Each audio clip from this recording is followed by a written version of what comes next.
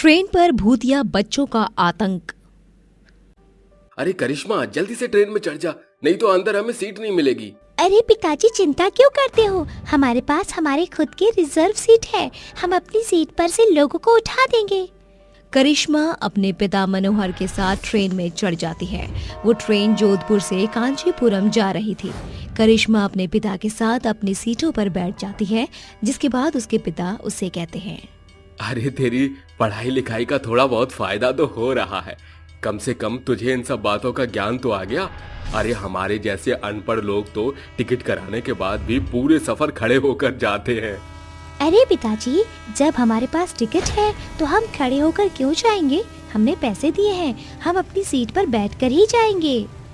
वो दोनों आराम से ट्रेन के अंदर बैठ जाते हैं। ट्रेन के चारों तरफ हलचल मची रहती है। कोई लीड लगाकर गाने सुनता है, तो कोई खाना खा रहा होता है, तो कोई अपनी सीट पर पैर पसार कर सो रहा होता है। तभी ट्रेन को एक जोरदार झटका लगता है, जिसकी वजह से मनोहर का चश्मा नीचे गिर जाता है। हे भगवान, ये सब क्या हो रहा है? सुनसान जंगल के बीचों बीच ट्रेन को रोकने का क्या मतलब है? ऊपर से अचानक ये झटका। अरे मेरा चश्मा भी कहीं गिर गया है। अरे बेटी करिश्मा, जरा मेरा चश्मा तो उठा कर देना। ये लो पिताजी, आपका चश्मा। लगता है ट्रेन में कोई खराबी हो गई है। मैं जरा अभी पता करके आती हूँ। करिश्मा ये पता करने के लिए उठ ही रही होती है कि तभी एक बूढ़ी औरत उसका हाथ पकड़कर उससे कहती है, बैठ जाओ चुपचाप, बैठ जाओ, यह सही वक्त नहीं है यहाँ से उठने का। अरे अम्मा, आप इतनी घबराई हुई डरी हुई क्यों हो? चिंता मत करो, मैं अभी पता लगा कर आती हूँ कि आखिर ट्रेन यहाँ पर क्यों रुकी है। मत जाओ, मत जाओ बेटा, मत जाओ, चुपचाप बैठ जाओ, इसी में सबकी भलाई है। उस बूढ़ी औरत के रोकने पर भी करिश्मा नहीं रुकती, जिसके बाद वो ड्राइवर की सीट तक पहुंच जाती है। जैसे ही वो ड्राइवर के कैबिन का दरवाजा खोलती है, उसे वहां ड्राइवर दिखाई नहीं देता। अरे ड्राइवर कहाँ गायब हो गया? भला इतनी रात को ट्रेन को इस तरह छोड़कर गायब होने का क्या मतलब है? करिश्मा उसी समय ड्राइवर के कैबिन का दरवाजा खोलकर बाहर की तरफ चारों ओर देखती है, लेकिन उसे ड्राइवर दूर दूर तक कहीं नजर नहीं आता। जिसके बाद वो चुपचाप आकर अपने पिताजी के पास बैठ जाती है। तभी वो बूढ़ी औरत करिश्मा से कहती है, ये तुमने ठीक नहीं किया, ये तुमने अच्छा नहीं किया, अब कोई नहीं बचेगा। हाँ, वो अंदर आ रहे हैं, वो सबको मार देंगे, सब मरेंगे, कोई नहीं बचेगा। जब करिश्मा उस बूढ़ी औरत को बड़बड़ाते हुए देखती है, तो वो चुपचाप अपनी सीट पर आकर बैठ जाती है। तभी अचानक से ट्रेन के अंदर बच्चों के रोने की आवाज आने लगती है। अरे ये क्या? यहाँ बच्चों के रोने की आवाज क्यों आ रही है? शायद किसी के बच्चे रो रहे होंगे पिताजी। वो आ गए, वो आ गए, अपनी अपनी जान तो बचा कर भागो, अब वो बच्चे किसी को नहीं छोड़ेंगे। देखिए, बस कीजिए, आप ऐसी बातें करेंगी तो लोगों को डर लगेगा। आप ऐसी बातें करके लोगों को डरा रही हो। तभी एक आदमी डरा हुआ और सहमा सा भागते हुए आता है। अपनी जान बचाकर भागो, नहीं तो सब मारे जाएंगे। अरे भूतिया बच्चों ने ट्रेन के ऊपर हमला कर दिया है। उस आदमी की बात सुनने के बाद सभी लोग डर के मारे यहाँ वहाँ भागने लगते हैं। तभी करिश्मा उस बूढ़ी औरत से पूछती है, अम्मा, ये सब क्या हो रहा है? ये लोग ऐसे क्यों भाग रहे हैं? ये सब तुम्हारी करनी का नतीजा है। मैंने तुम्हें कहा था शांति से बैठ जाओ, लेकिन तुमने मेरी बात नहीं मानी। अब देखो, तुम्हारी गलती की सजा हम सभी को मिलेगी। आप ये कैसी बात कर रही हो? भला मैं किसी की जान खतरे में क्यों डालूंगी? और मैंने ऐसा भी क्या कर दिया है जिससे हम सबको जान पर हमारी बनाए? ये कुछ समय पहले की बात है। एक दिन स्कूल के तरफ से बच्चे ट्रिप पे जा रहे थे। चलो बच्चों, जल्दी से लाइन बनाकर ट्रेन में चढ़ जाओ, आज हम सभी बाहर घूमने जा रहे हैं। चलो बच्चों, जल्दी से लाइन बनाकर ट्रेन में चढ़ जाओ, आज हम सभी बाहर घूमने जा रहे हैं। अरे वाह, आज तो बहुत मजा आएगा। हाँ, हम सभी पहली बार स्कूल से बाहर घूमने जा रहे हैं, बहुत मजा आएगा। टीचर के साथ सभी बच्चे ट्रेन में चढ़ जाते हैं। कुछ ही देर में ट्रेन चलने लगती है।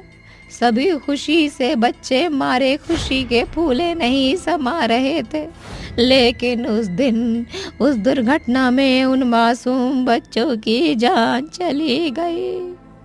कैसी दुर्घटना? आखिर उन बच्चों के साथ क्या हुआ था? उस दिन जब ट्रेन इस रास्ते से गुजर रही थी तो उस ट्रैकमैन ने गलती से पटरी की दिशा बदल दी, जिसकी वजह से ट्रेन दूसरी पटरी पर चलने लगी। लेकिन तभी अचानक से उसी पटरी से एक और ट्रेन आ गई और दोनों ट्रेन की टक्कर हो गई। इस दुर्घटना के दौरान ट्रेन के अंदर बैठे हुए सभी बच्चे मर गए। वो बच्चे मासूम थे, उन्हें दुनिया को देखने की जिज्ञासा थी, जिसकी वजह से उन सभी बच्चों के आत्मा को शांति नहीं मिली और वो सभी बच्चे भूतिया बच्चे बनकर इस पटरी पर आने वाली हर एक ट्रेन को कुछ समय के लिए रोक लेते हैं। अगर कोई ट्रेन से बाहर आता है तो ये भूतिया बच्चे ट्रेन के ऊपर अपना आतंक मचा देते हैं। हे भगवान, क्या इसका मतलब वो सभी भूतिया बच्चे हम सभी को मार देंगे? हाँ, तुमने बिल्कुल सही समझा। अब वो भूतिया बच्चे हम में से किसी को भी नहीं छोड़ेंगे, वो सबको मार देंगे। अपनी जान प्यारी है तो अपने बाबा को लेकर यहाँ से भाग जाओ, नहीं तो तुम भी जान से चली जाओगी। इतना कहकर बूढ़ी औरत अपनी जान बचाकर वहां से भागने लगती है। वहीं दूसरी तरफ करिश्मा अपने पिता मनोहर को किसी तरह ट्रेन से बाहर निकाल देती है, लेकिन अभी भी ट्रेन के अंदर कई लोग रह चुके थे, जिनकी मदद करने के लिए करिश्मा अंदर पहुंच जाती है और फंसे हुए लोगों को ट्रेन से बाहर निकालने लगती है। जल्दी चलो, यहाँ से निकलने की कोशिश करो। देखो, वो भूतिया बच्चे धीरे धीरे सभी ट्रेन के डिब्बों में पहुंच चुके हैं और कुछ तो यहाँ पर भी आ रहे हैं। अगर अपनी जान प्यारी है तो जल्दी से यहाँ से निकलो। तभी एक भूतिया बच्चा एक औरत को दबोच लेता है और उसे मार देता है, जिसके बाद सभी भूतिया बच्चे करिश्मा की तरफ आने लगते हैं। हे भगवान, ये भूतिया बच्चे तो मेरी तरफ ही भागते हुए आ रहे हैं। अब मैं क्या करूँ? तभी करिश्मा को एक सुझाव आता है, जिसके बाद करिश्मा किसी तरह से खिड़की को तोड़कर खिड़की से नीचे कूद जाती है और वो ट्रेन के इंजन की तरफ पहुंच जाती है, जहां उसे ट्रेन का पेट्रोल मिल जाता है। करिश्मा तुरंत उस पेट्रोल को ट्रेन से निकालने की कोशिश करती है, लेकिन वो कुछ कर नहीं पाती, जिसके बाद करिश्मा एक मोटा सा पत्थर उठाकर पेट्रोल टैंक पर मार देती है। तभी सारा पेट्रोल बाहर निकलने लगता है, जिसके बाद करिश्मा दो छोटे पत्थरों को उठाकर उनसे चिंगारी निकालने की कोशिश करती है। हे भगवान, मेरी मदद कर। आज अगर तूने मेरी मदद नहीं की तो शायद मेरी वजह से पता नहीं कितने लोगों की जान चली जाएगी। करिश्मा उन दोनों पत्थरों को रगड़ने लगती है, जिसके बाद अचानक से उस पत्थर के अंदर से चिंगारी निकलती है, जिसकी मदद से पेट्रोल में आग लग जाती है। देखते ही देखते पूरी ट्रेन आग में जलने लगती है, जिसके साथ साथ वो भूतिया बच्चे भी ट्रेन की आग में जलने लगते हैं। इन भूतिया बच्चों को ट्रेन के साथ जलाने में ही भलाई थी, वरना कभी भी इन भूतिया बच्चों को मुक्ति नहीं मिल पाती। भगवान इनकी आत्मा को शांति दे। इतना कहकर करिश्मा सभी पैसेंजर्स और अपने पिता मनोहर को वहां से ले जाती है। अगले दिन करिश्मा की खबर चारों तरफ न्यूज में फैल जाती है। उस दिन के बाद से उस जगह कोई भी ट्रेन नहीं रुकती। सभी लोग बिना किसी डर के उस रास्ते से सफर करने लगते हैं। ईद और चुड़ैल का भूतिया बकरा। सलीम रात के समय एक बकरे को अपनी दुकान के अंदर ले जा रहा होता है। चलो अब इसकी बारी आ गई, इसे काटकर कई पैसे कमा लूंगा मैं। ये कहकर सलीम अपना औजार निकालता है और उस बकरे को काटने ही वाला होता है कि इतने में एक अजीब आवाज आती है। रुक जाओ, ये क्या करने वाले थे तुम? अगर इस बकरे को जरा भी खर हो जाए तो तुम्हारा वो हाल होगा जो तुमने कभी सपने में भी नहीं सोचा होगा। इस भयानक आवाज को सुनकर सलीम अचानक से डर जाता है और उसके हाथ से उसके औजार भी नीचे गिर जाते हैं। कौन है यहाँ पर? सामने आओ, अगर हिम्मत है तो मेरे सामने आओ। तभी सलीम के सामने एक बहुत ही भयानक चुड़ैल अपने एक भूतिया बकरे के साथ प्रकट होती है और सलीम से कहती है, ये ले आ गई तेरी मौत तेरे सामने। अब बोल क्या करेगा तू? सलीम चुड़ैल को देखकर बहुत डर जाता है और घबराने लगता है, जिसके बाद वो अपने पजामे में ही सुसु कर देता है। चुड़ैल, हे भगवान, चुड़ैल कहाँ से आ गई? अरे कोई बचाओ, कोई मेरी मदद करो। कोई नहीं आएगा यहाँ तुझे बचाने। अब देख मैं तेरे साथ क्या करती हूँ। जो तुम लोग मासूम जानवरों के साथ करते हो, अब वही मैं तेरे साथ करूँगी। ये कहकर चुड़ैल उस मासूम बकरे को टेबल के ऊपर से उतार के नीचे रख देती है और सलीम को टेबल के ऊपर रखकर उसकी मुंडी और उसके हाथ पैर काट देती है, जिसके बाद सलीम तड़प तड़प के मर जाता है और चुड़ैल का बकरा सलीम को खा जाता है। लेकिन वहाँ से जाने से पहले चुड़ैल सलीम के खून से उसकी दीवार पर लिखती है, यहाँ मासूम जानवरों को मारना मना है। अगर किसी ने मासूम जानवरों को मारने की हिमाकत की तो मैं उसे नहीं छोड़ूंगी। ये लिखने के बाद चुड़ैल वहाँ से गायब हो जाती है। अगले दिन सुबह गांव के सभी लोग सलीम के खून से वो सब लिखा हुआ देख डर के मारे थर थर कांपने लगते हैं। या अल्लाह, कितनी बेरहमी से सलीम को मारा गया है। कोई इतना निर्दयी कैसे हो सकता है? भाईजान, जिसने भी ये किया है बहुत सोच समझ कर किया है। या तो किसी ने अपना बदला लिया है या फिर कोई दुश्मनी। अल्लाह रहम करे और किसी को इतनी दर्दनाक मौत ना दे। जरा ये देखो तो, इसके ऊपर क्या लिखा है? अगर हम में से किसी ने भी किसी मासूम जानवर की बलि चढ़ाई तो वो हमें नहीं छोड़ेगा। ये सब तो बेकार की बात है। हम अपना धंधा कैसे छोड़ सकते हैं? चलो गांव वालों, अपने धंधे पर लग जाओ। अख्तर की बात सुनकर गांव के सभी लोग अपने अपने कामों पर लग जाते हैं, जिसके बाद पूरे दिन गांव में कसाई बकरियों को हलाल करते रहते हैं। ऐसे ही धीरे धीरे दिन बीत जाता है और रात होने लगती है। रात के समय चुड़ैल दोबारा से गांव में प्रकट होती है और सीधा अख्तर के घर पहुंच जाती है। मासूम जानवरों की जान देकर इन्हें बहुत मजा आता है ना। जैसे जालिमों को तो खुदा इस दुनिया से उठा ही ले तो अच्छा है, लेकिन कोई नहीं, खुदा का ये काम मैं खुद कर लूंगी। चुड़ैल अख्तर के कमरे में जाती है और उसे सोता हुआ देखती है, जिसके बाद चुड़ैल एक बहुत ही खतरनाक खंजर से अख्तर की जान ले लेती है और उस चुड़ैल का भूतिया बकरा अख्तर को खा जाता है। तभी ये सब गांव का एक मासूम बच्चा रहीम देख लेता है, लेकिन चुड़ैल का उसके ऊपर कोई ध्यान नहीं जाता और चुड़ैल फिर से जो उसने सलीम की मौत पर उसकी दीवार पर लिखा था वही वो अख्तर की दीवार पर भी लिख देती है, जिसे देखकर अगले दिन गांव में पूरी तरह उसका खौफ फैल जाता है। गांव के सभी लोग ये देखकर आपस में बात कर ही रहे होते हैं। इतने में रहीम रोते हुए सबके पास आता है और सबसे कहता है, मैंने उसे देखा है, मैंने उसे रात को देखा था।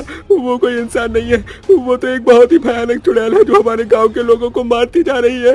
रहीम की बात सुनने के बाद गांव के सभी लोग बहुत परेशान हो जाते हैं और उन्हें कुछ भी समझ नहीं आता, जिसके बाद गांव के सभी लोग इकट्ठा होकर गांव के एक पीर बाबा वाले मौलवी के पास जाते हैं।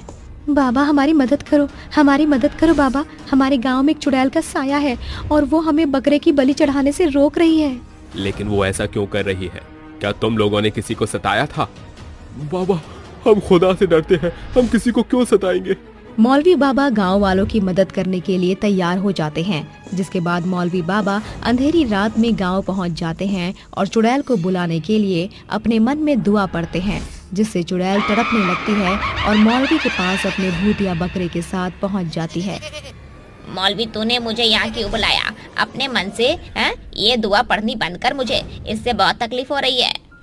कर दूंगा बंद, लेकिन मुझे पहले तू ये बता कि आखिर तू इन गांव वालों को क्यों परेशान कर रही है और गांव के लोगों को क्यों मार रही है, और तेरा उस पैगाम का क्या मतलब, क्या था वो? मैं तुझे क्यों बताऊं? तू होता कौन है मुझसे ये सब पूछने वाला? देख चुड़ैल, सीधी तरह पूछ रहा हूँ, बता दे, वरना अंजाम बुरा हो सकता है। मौलवी के पूछने पर भी चुड़ैल उसे कुछ नहीं बताती, जिसके बाद मौलवी अपने मन में कलमा पढ़ने लगता है, जिससे चुड़ैल तड़पने लगती है और अपनी कहानी बताने लगती है। ये कुछ समय पहले की बात है। बचपन में मेरे अब्बू ने मेरे लिए एक बकरा लाकर दिया था। मैं उसके साथ हमेशा रहा करती थी। वो एक केवल बकरा नहीं, मेरा दोस्त था। मेरे बकरे के साथ लगाव देखकर अब्बू ने उस बकरे को मेरे हवाले छोड़ दिया। जैसे जैसे मैं बड़ी हुई, मेरे अब्बू और अम्मी एक दुर्घटना के दौरान चल बसे। मेरा इस दुनिया में मेरे बकरे के अलावा और कोई नहीं था। मेरा बकरा बहुत ही हट्टा कट्टा था और गांव के सभी कसाईयों की नज़र उसके ऊपर थी। सलीम अक्सर मेरे बकरे पर नज़र रखा करता था और एक रात के समय चुपके से उसने पैसों के लालच में आकर मेरे बकरे को मेरे घर से चुरा लिया। आधी रात में जब मेरी नींद खुली तो मैंने अपने बकरे को उसकी जगह से गायब पाया। इसके बाद मैं उसे ढूंढते हुए सलीम के घर पहुंच गई। मेरे पहुंचते ही उसने मेरे बकरे की बलि चढ़ा दी। उसकी ये हालत देखकर मुझसे रहा नहीं गया और मैं उसके पास जाने लगी, लेकिन रहीम ने मुझे देख लिया और डर के मारे उसने मुझे भी मार दिया। मरने के बाद मेरी रूह और मेरे बकरे की रूह को शांति नहीं मिली, जिसके बाद हमने गांव के कसाईयों को मारना शुरू कर दिया। देख चुड़ैल, खुदा न खास्ता कभी किसी के साथ ऐसा हो, मैं मानता हूँ तेरे साथ बहुत बुरा हुआ। अल्लाह सब देख रहा है, उस पर छोड़ दे। मैं तुझे यहाँ से रिहाई दिला देता हूँ। यहाँ से चली जाओ और स्वर्ग में चैन से रहे। अल्लाह बुरे लोगों को उनके कर्मों की सजा जरूर देगा। नहीं, मैं कहीं नहीं जाऊंगी। मैं किसी भी मासूम जानवर की बलि चढ़ने नहीं दूंगी। मौलवी बाबा चुड़ैल को कई बार समझाते हैं, लेकिन इतना समझाने के बाद भी चुड़ैल उनकी एक नहीं सुनती, जिसके बाद न चाहते हुए भी मौलवी बाबा को दरूद शरीफ पढ़ना पड़ता है, जिसके बाद चुड़ैल बहुत ज्यादा कमजोर हो जाती है। तभी मौलवी अपनी जेब से एक खाली शीशी की बोतल निकालते हैं और उसका ढक्कन खोलकर चुड़ैल और भूतिया बकरे को उसके अंदर कैद कर लेते हैं और वहां से चुड़ैल और भूतिया बकरे को अपने साथ ले जाते हैं, जिसके बाद गांव के ऊपर से चुड़ैल का साया हमेशा के लिए चला जाता है।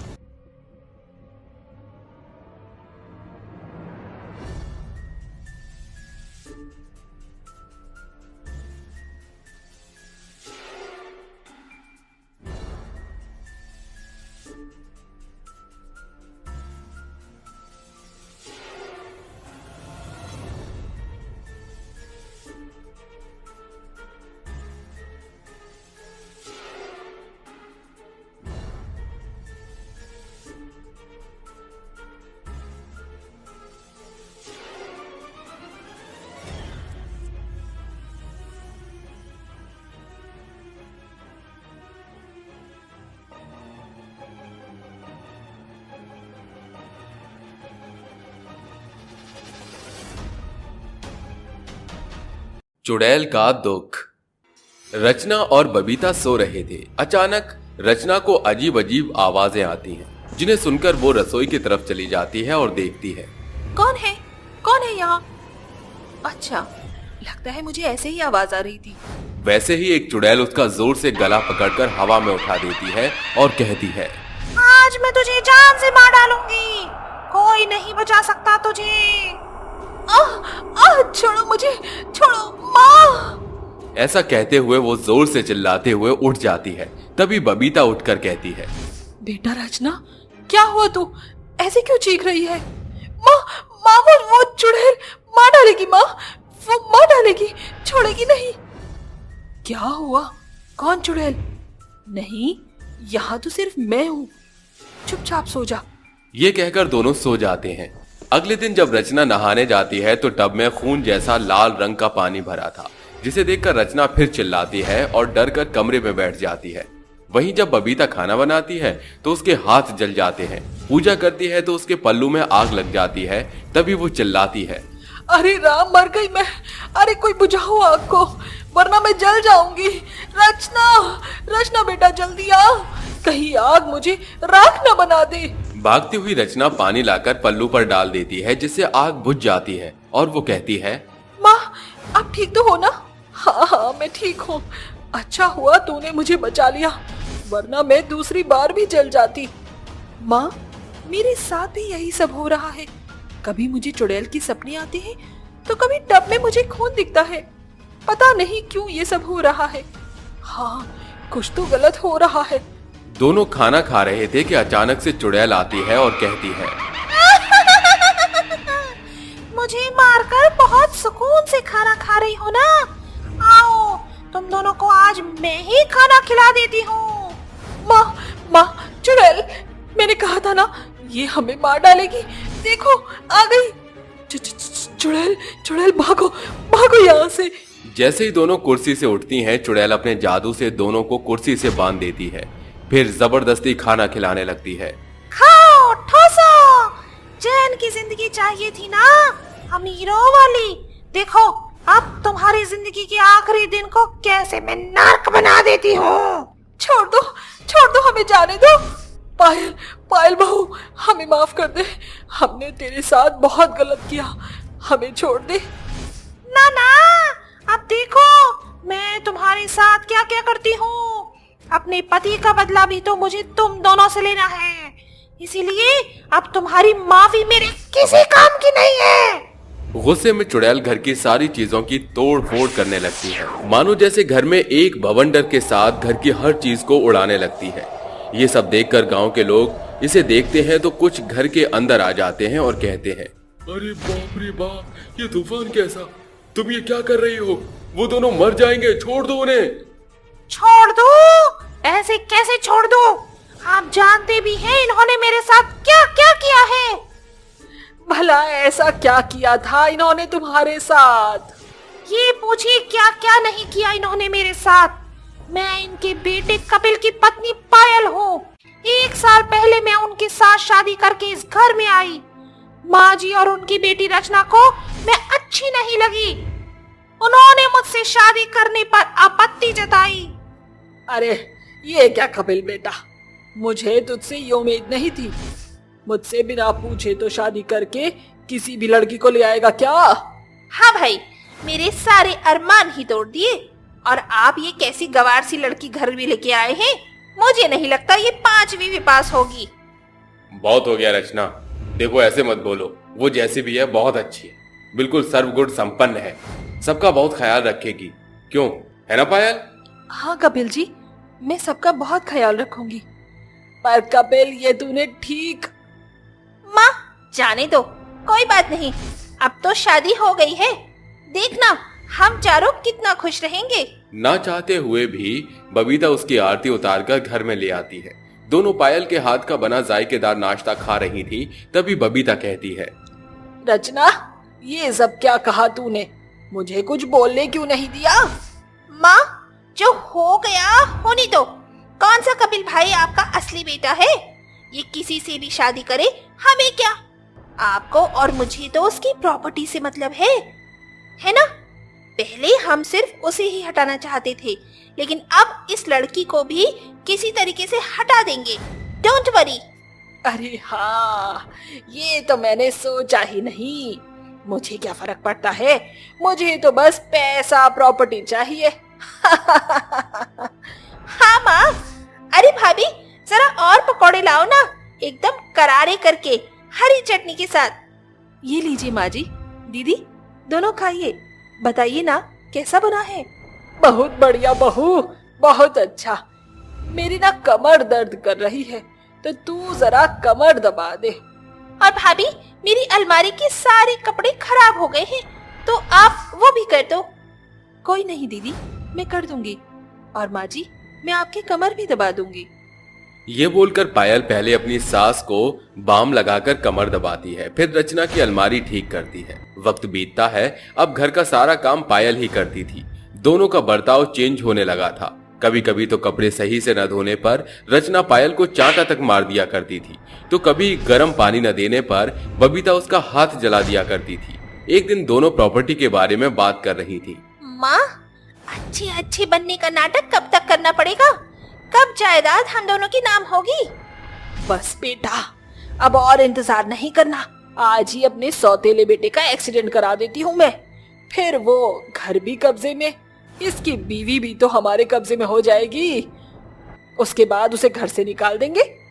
पायल दोनों की बात छुपकर सुन लेती है और अपने पति को बचाने उसके ऑफिस जाती है। कपिल जी, मैं आपको कुछ नहीं होने दूंगी। आपकी मम्मी और बहन आपको मारना चाहती हैं। मुझे आपने कभी बताया क्यों नहीं कि ये सौतेली है? पायल भागते भागते जाती है, इतने में उसके पास कपिल की खबर आती है, जहां वो हॉस्पिटल में एडमिट होता है और डॉक्टर बताते हैं, मिस्टर कपिल की हालत बहुत गंभीर है और ये पैरालाइज हो गए हैं। ना ये बोल सकते हैं और ना चल सकते हैं, ये बस आपको सुन सकते हैं। कपिल, अगर मैं वक्त रहते पहुंचती तो ऐसा ना होता। अरे बहू, देख क्या हो गया मेरे बेटे को। नाटक करना बंद कीजिए आप। आपकी असलियत से मैं वाकिफ हूँ। अच्छा, तो तू सब जानती है। पुलिस के हवाले कर दूंगी आपको। सोचना भी मत, अगर ऐसा करोगी तो तुम्हारे पति का खर्चा दवाई कैसे चलेगा? 2 मिनट में तुम्हें घर से बेघर कर देंगे। ये बात सुनकर पायल कुछ कह नहीं पाती और इसी दबाव में वो घर के सारे काम नौकरों की तरह करती है। दोनों की मार खाती है। बबीता और रचना दोनों पति पत्नी की हालत लाचार कर देते हैं और कई दिन तक तो खाना भी नहीं देती थी।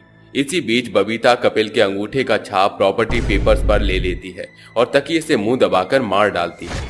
अपने पति की मौत को देखकर वो बहुत रोती है और कहती है, मार डाला, मेरे पति को मार डाला, छोड़ूंगी नहीं मैं तुम दोनों को। अब देखती हूँ मैं तुम लोगों को पुलिस से कौन बचाता है। ना ना ना ना, अब हम देखेंगे तुझे हमसे कौन बचाता है। ये बोलकर दोनों उस पर मिट्टी का तेल छिड़ककर जला देते हैं, जिसके बाद वो चुड़ैल बनकर इन दोनों से बदला लेने आती है। हम दोनों के बीच में कोई नहीं आएगा, मैं इन दोनों की जान लेकर ही रहूंगी। चुड़ैल का दुख सुनकर सभी गांव वाले बहुत रोने लगते हैं। सच में इन दोनों ने तुझ पर बहुत जुल्म किए हैं, इनकी यही सजा होनी चाहिए। मत मारो बहू, हमें मत मारो। चुड़ैल उनकी एक भी नहीं सुनती और एक झटके में दोनों को बेरहमी से मार डालती है, जिसके बाद उसकी आत्मा को शांति मिलती है और हमेशा के लिए वो चली जाती है। हैंडपंप पर आना मना है। अरे ये चिलचिलाती गर्मी साली हर बरस दस्तक देने के साथ पूरे गांव को धधकती भट्टी की तरह जलाने लगती है। ये जेठ की रात भी लुबरी दोपहरिया से कम नहीं है। पसीने से सराबोर भीमा बाल्टी उठाकर रात में हैंडपंप के पास आकर नहाते हुए कहता है, अब जाके शरीर को ठंडक पड़ी है, 2-4 लोटा और उड़ेल लेता हूँ।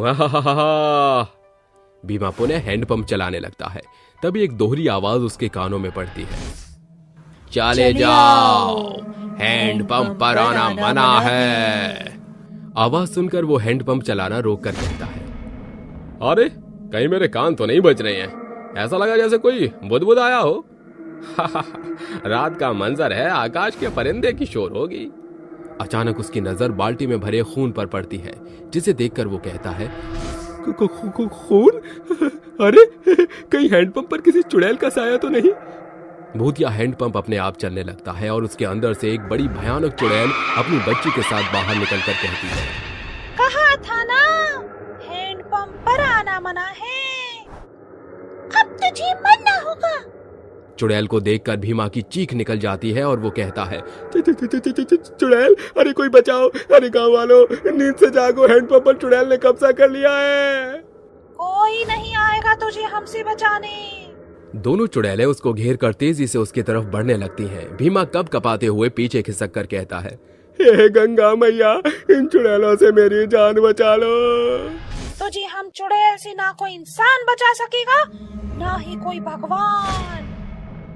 चिंता मत करो, मरने के बाद तुम्हारी अस्थियां गंगा में विसर्जित होंगी। दोनों उसको मौत के घाट उतार देती हैं और चुड़ैल की बेटी कहती है, माँ, इसने तो थकाकर हमारे पसीने बहा दिए। जब हैंडपंप है तो काहे का गम है। चुड़ैल अपनी भूतनी बेटी को भूतिया हैंडपंप के अंदर से निकल रहे खून से नहला देती है और दोनों चुड़ैल हैंडपंप के पास बैठकर सारी रात लोगों के आने की राह ताकती हैं और सूरज की किरणों के साथ गायब हो जाती हैं। लगातार हो रही मौत देखकर गांव वालों के मन में बेतहाशा दर्द था। एक रात एक दंपति सड़क से गुजर रहा था। सुनो जी, और कितना दूर जाना है? अभी तो आधे रास्ते भी नहीं आए हैं। मुझसे और नहीं चला जाएगा, प्यास के मारे मेरी जान निकल रही है। इस सुनसान जगह पर तुम्हारे लिए पानी कहाँ से लेकर आऊं? कुछ दूरी चलने के बाद रजनी की नजर एक गांव के टंगे बोर्ड पर पड़ती है और वो कहती है, समयपुर गांव। अजी इस गांव में कोई प्याऊ या हैंडपंप तो जरूर होगा। चलो ना, प्यास के मारे मेरा गला सूखा जा रहा है। दोनों सीमा पार करके गांव में कदम रखते हैं। तभी चुड़ैल अपने माया जाल से हैंडपंप के पास एक बोर्ड बना देती है, जिसे पढ़कर सागर कहता है, हैंडपंप पर आना मना है। रजनी चलो यहाँ से, मुझे नहीं लगता इस हैंडपंप का पानी पीना उचित रहेगा। पगला गए हो क्या? इतने मीलों की दूरी हमने इस आदेश का पालन करने को नहीं, बल्कि अपनी प्यास बुझाने को तय की है।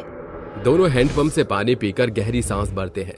तभी हैंडपंप से उन्हें एक आवाज कहती है, हैंडपंप पर आना मना है। सागर, तुमने ये आवाज सुनी? हाँ, ये आवाज हैंडपंप के अंदर से आ रही थी। फिर दोनों की नजर अपने आप चल रहे हैंडपंप पर पड़ती है और चुड़ैल अंदर से निकलकर कहती है, कोई जान से गया, कोई जहान से गया, हैंडपंप पर तेरी नो एंट्री। मूर्ख, क्या तुमने पढ़ा नहीं? हैंडपंप पर आना मना है। तुमने यहाँ आकर अपनी मौत को ललकारा है।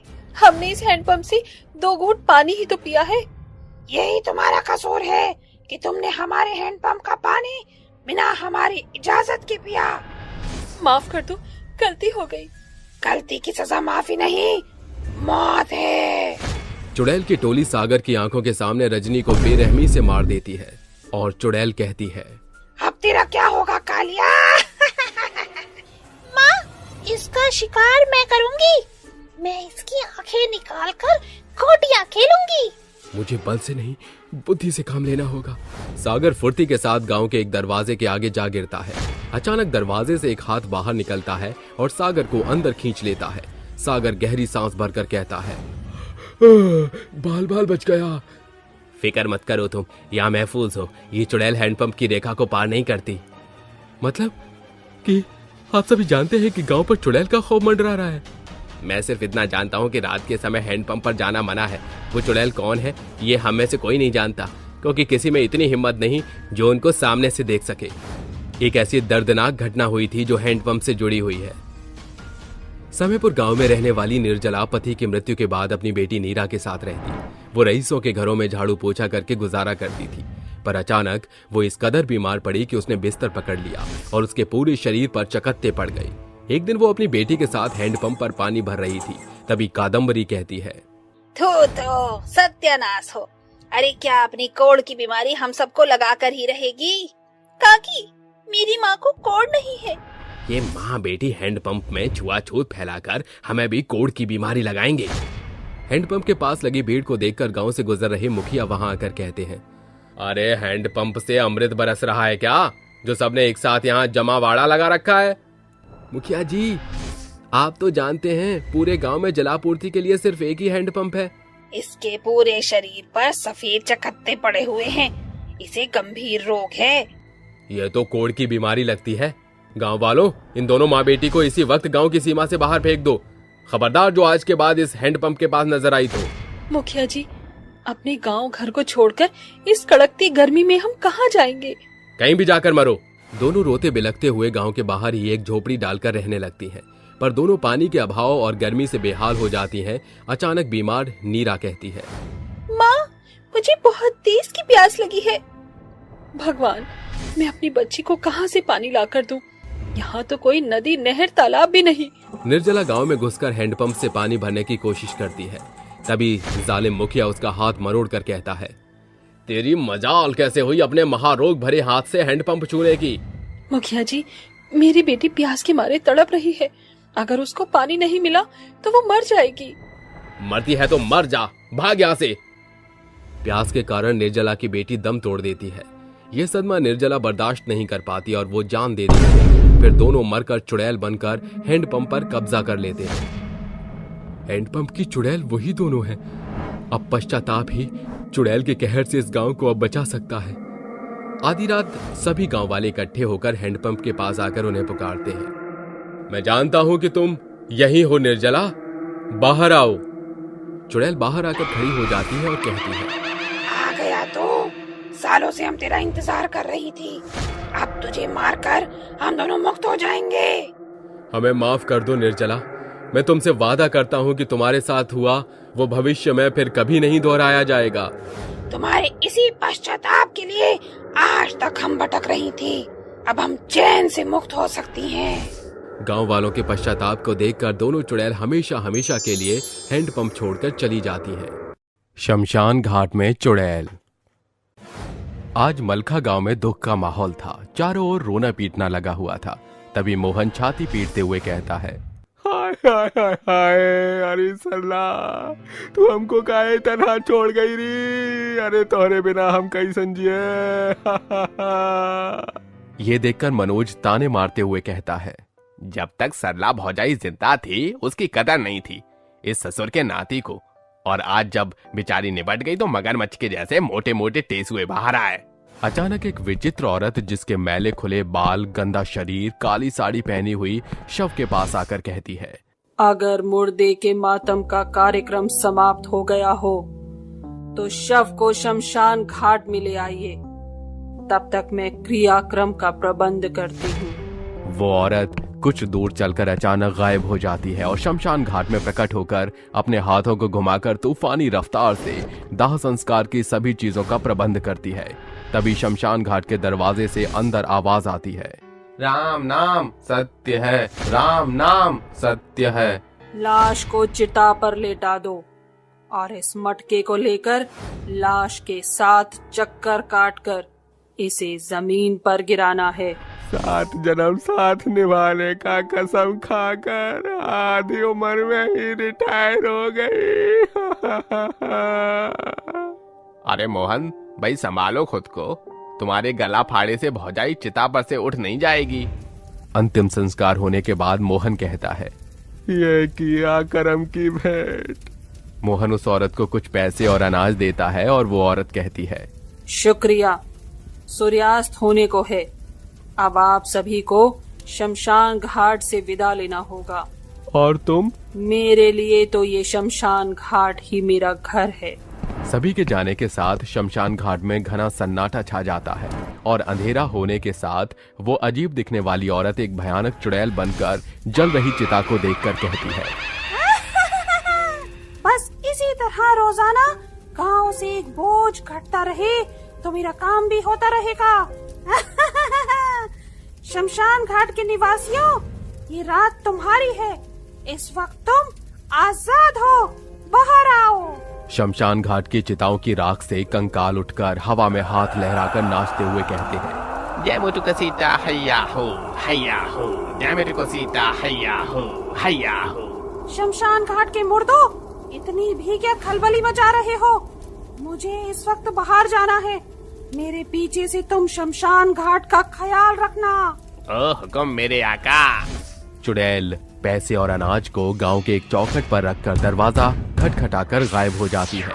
तभी दरवाजा खोलकर 13 वर्षीय अनु चारों तरफ देखकर कहती है, दरवाजे पर तो कोई भी नहीं।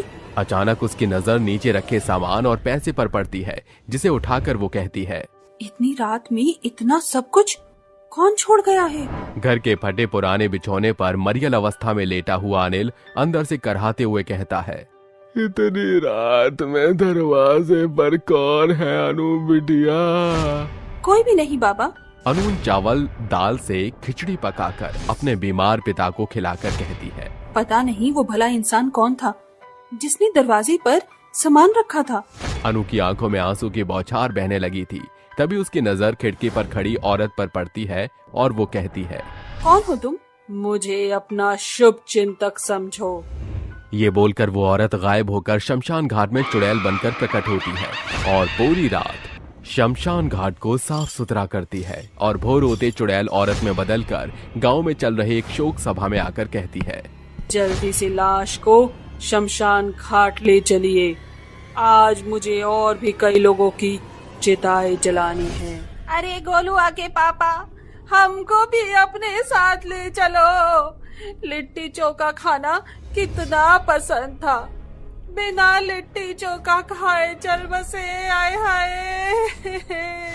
अंतिम संस्कार करने पर उसको 13 भांति के अन्न, कपड़े, ढेरों पैसे मिलते हैं, जिन्हें लेकर चुड़ैल रात में उसी दरवाजे पर छोड़कर जाने लगती है कि अनु उसे रोकते हुए कहती है, रुक जाओ, कौन हो तुम? क्यों कर रही हो तुम हमारी मदद? मुझे अपना करीबी समझो। चुड़ैल कमजोर पड़कर अपने असली रूप में आ जाती है और उसकी आंखों से खून बहने लगता है, जिसे देख अनु कहती है, माँ, मेरा दिल कह रहा था कि ये आपकी ही आत्मा है। इतने दिन कहाँ थी आप? मैंने और बाबा ने हर दिन आपकी राह देखी थी। बताती हूँ मेरी बच्ची। मलखा गांव में रहने वाली रीमा अपनी बेटी अनु और पति अनिल के साथ रहती थी। बहुत साल पहले ही अनिल को गंभीर बीमारी ने जकड़ लिया और उसने हमेशा के लिए बिस्तर पकड़ लिया, जिसके बाद घर में कमाई का जरिया सिर्फ रीमा थी। वो भोर को उठकर फूलों की बगिया से फूल तोड़ कर लाती और उनके गुच्छे बनाकर बेचा करती। आज रीमा जाते हुए कहती है, अनु बिटिया, पिताजी का ख्याल रखना, मैं चलती हूँ। जल्दी आना माँ। रीमा फूलों के गुलदस्ते लेकर ट्रैफिक भरे सड़क के बीचों बीच आवाज लगाकर कहती है, फूल ले लो, ताजे ताजे सुंदर फूल ले लो। साहब फूल ले लो, 10 का 1 है। कोई भी उसके फूलों को नहीं खरीदता तो वो निराश मन से सड़क पार करने को होती है कि तभी एक क्रेन उसे कुचलकर तेजी से रवाना हो जाती है और घंटों उसकी लाश सड़क के चौराहे पर पड़ी रहती है। रात होने पर उसकी आत्मा चुड़ैल बनकर शरीर से बाहर निकलकर कहती है, नहीं नहीं, क्या सच में मैं मर गई हूँ? मुझे फौरन घर पहुँचना होगा। चुड़ैल काले आसमान में उड़कर गांव में कदम रखकर वहां रुकती है जहां उसकी बेटी चौखट पर बैठकर कहती है, इतनी रात हो गई पर माँ का अब तक कोई अता पता नहीं। माँ, आप कहाँ हो? गुड़िया, मैं तेरे सामने हूँ, देख मुझे। चुड़ैल के लाख कोशिश करने के बाद भी ना तो वो उनको दिखती है ना दोनों उसकी आवाज सुन पाते हैं। फिर चुड़ैल घर से निकलकर जंगल की ओर भागती है जहाँ पीपल के पेड़ के पास रखी दुर्गा माँ की मूर्ति देखकर वो कहती है, माँ, आज मैं एकदम बेबस होकर तेरे पास आई हूँ। मेरे बीमार पति की और मेरी बेटी की देखरेख करने वाला मेरे सिवा कोई नहीं। मुझे शक्ति दे ताकि मैं उनकी मदद करूं। अचानक मूर्ति के अंदर से एक रोशनी चुड़ैल पर पड़ने के साथ एक भविष्यवाणी होती है। मृत्यु को प्राप्त होने के बाद भी परिवार के प्रति तुम्हारी चिंता देखकर मैं तुमसे बहुत प्रसन्न हुई हूँ। इसलिए आज मैं जगत जननी तुम्हें एक नया इंसानी रूप दे रही हूँ। इस रूप के द्वारा तुम अपने परिवार की मदद कर सकोगी। चुड़ैल औरत में बदलकर घर चल पड़ती है। तभी उसके पैर एक शमशान घाट के आगे रुकते हैं जहाँ घुसकर वो कहती है, लगता है शमशान घाट की रखवाली करने वाला कोई भी नहीं है। क्यों न मैं यहीं रहकर दाह संस्कार का कार्य करके मिले हुए पैसों से अपने परिवार की मदद कर सकूं। इससे मेरा चुड़ैल स्वरूप छिपा रहेगा।